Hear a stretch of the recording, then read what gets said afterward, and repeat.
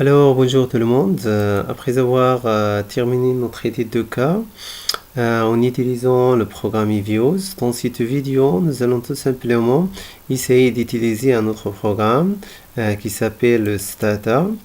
Et bien sûr, on va utiliser le programme de SEO et l'étude de cas. Donc, pour ne pas s'attarder, nous allons commencer bien sûr notre étude de cas. La voilà. Alors, la toute première chose qu'il fallait faire dans cette étude de cas, c'est de changer, c'est-à-dire la virgule, par les points. Parce que Stata n'accepte pas les virgules, donc il fallait changer par les points. Vous pouvez aller sur Fichier, et après sur Options, et après sur Options avancées. Et voilà, vous allez changer ici. Par défaut, c'est comme ça, mais vous allez enlever, c'est-à-dire cette coche, et après, vous allez mettre ici un point. Après, OK, le voilà. Donc, une fois vous aurez les points, il fallait aussi rajouter la dimension temporelle, parce que dans Stata, c'est-à-dire, il fallait montrer qu'on a la forme de panel. Donc, il fallait cette dimension temporelle. Et voilà, on a la dimension individuelle déjà, Y, X1 et X2, c'est tout. Voilà, ce qui concerne notre base de données. Alors, le programme qu'on va utiliser, c'est bien sûr Stata. Donc voilà. Stata. C'est très différent que eViews, bien sûr. Surtout qu'on utilise les codes. Alors le voilà Stata. Voilà, pour y importer notre base de données, c'est différent. On peut faire comme ça. Vous cliquez ici. Et après, voilà notre base de données. On va sélectionner tout. CTRL A. On fait la sélection. Et après, copier. Après, on va faire coller. Ici, on va choisir Variable Name. Voilà notre base de données. Donc, on ferme cette fenêtre.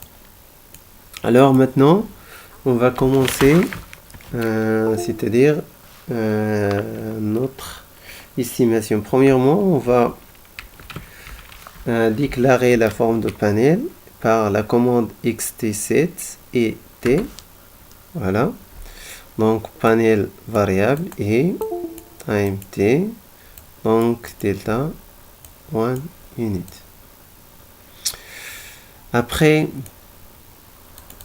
qu'on a importé notre base de données, on va utiliser ce code, bien sûr, pour estimer F1 et F2 et F3 comme on a fait sur eViews, mais c'est un autre code qui est différent, bien sûr. Alors, ce qu'il fallait changer, N. Donc, N, on en a fait un DVD. Si vous avez notre base de données, donc vous allez changer selon le nombre d'individus. Après, T, 25. Dans notre exemple, c'est 25. Car c'est le nombre des variables explicatives. On a X1 et X2.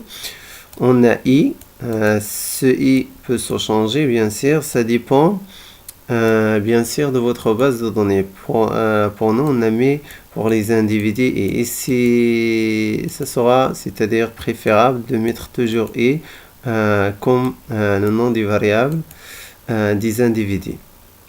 Voilà, ici vous allez mettre 9, c'est-à-dire le nombre d'individus, 9, vous allez changer. Et vous allez changer Y, X1, X2, ça dépend bien sûr, c'est-à-dire de vos variables. Et ici, bien sûr, et on le garde toujours.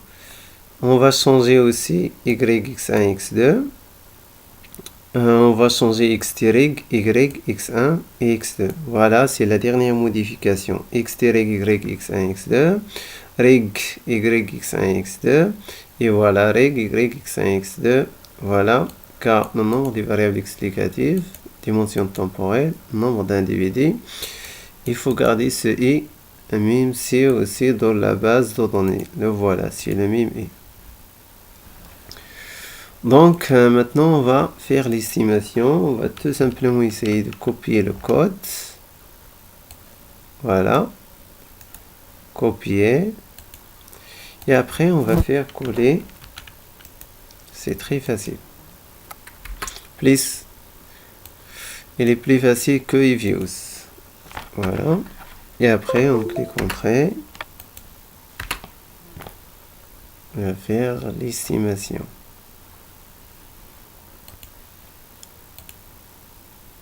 Voilà. Une fois qu'il termine, on va essayer bien sûr de comparer les résultats avec bien sûr avec Bourbonnais. Voilà, if 1 pour Bourbonnais. On va voir les résultats. Voilà, enfin il a terminé. On a if 1, c'est 2,25. C'est le même résultat que Bourbonnais, 2,25. On va voir maintenant if 2. If 2, c'est 0,804. Voilà, on va voir if 2, c'est 0,804. Donc c'est le même résultat. If 3, c'est 5,24. Donc on a ici F3, 5,23. Mais ce qui nous intéresse de plus ici, c'est la p-value de F1 et la p-value de F2, mais aussi de F3. Et plutôt F1 et F2. Donc, il fallait bien sûr voir ces p-values et après, c'est-à-dire compléter notre tableau qu'on a déjà complété l'autre fois. On aura bien sûr les mêmes résultats que eViews. On va annuler et après refuser bien sûr la première et accepter la deuxième et après refuser la troisième. Donc on aura le même résultat que eViews, mais ce qui nous intéresse c'est bien sûr de comparer les résultats de bien sûr Bourbonnais avec les résultats de SATA et comme vous voyez sont les mêmes résultats, même la virgule c'est la même chose. Donc voilà, cette vidéo c'est juste pour terminer la première vidéo et montrer bien sûr que vous pouvez utiliser un autre programme qui est SATA et qui est plus facile que eViews, mais aussi pour le calcul de F1, F2, F3 pour le calcul plutôt des statistiques de Fisher. Alors, pour pas m'attarder, voilà, notre vidéo se termine ici. Et notre prochaine vidéo sera soit consacrée, selon la demande bien sûr de quelques étudiants, soit à cette manière d'estimation qui a suivi Bourbonnais, ou bien suite à la demande d'autres qui ont demandé de continuer de faire des autres tests, à savoir Haussmann test et les autres. Donc je vais essayer de voir si je vais commencer par le premier ou bien le deuxième. Merci pour votre attention. À la prochaine vidéo. N'oubliez pas bien sûr de s'abonner et de donner vos suggestions si vous l'avez. Et à la prochaine vidéo.